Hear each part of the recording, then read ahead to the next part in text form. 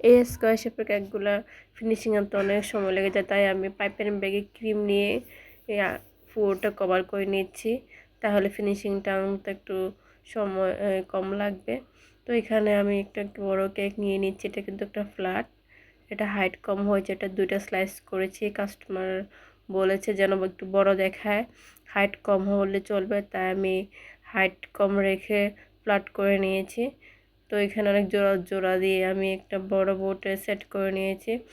তো এখানে এটা হলো ভ্যানিলা ফ্লেভার কেক। ভ্যানিলা কেকটা আমার খুবই কম অর্ডার আসে, এটা ছিল প্রিমিয়াম ভ্যানিলা কেক। তো এটার ভিতরের লেয়ার কী কী দিয়েছি এটা ভিডিও করা হয়নি, ইনশাল্লাহ সামনে অন্য একটা ভিডিওতে প্রিমিয়াম ভ্যানিলা বলতে কি ওটা বুঝিয়ে বলবো।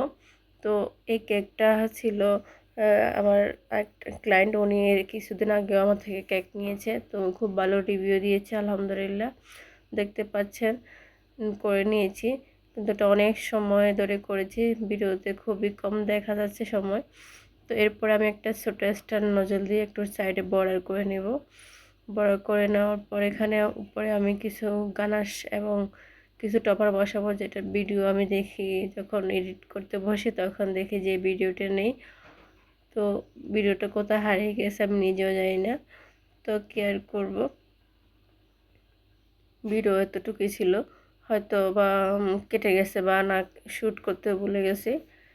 তো আমার এই কেকটা কেমন হলো জানাবেন। এটা কাস্টমারের দেওয়া ছবি ছিল, একদম বেকারি স্টাইলের কেক, আমি এর আগে বানাইনি। তো কাস্টমার যেভাবে বলছে সেম টু সেম করে দিয়েছি আলহামদুলিল্লাহ।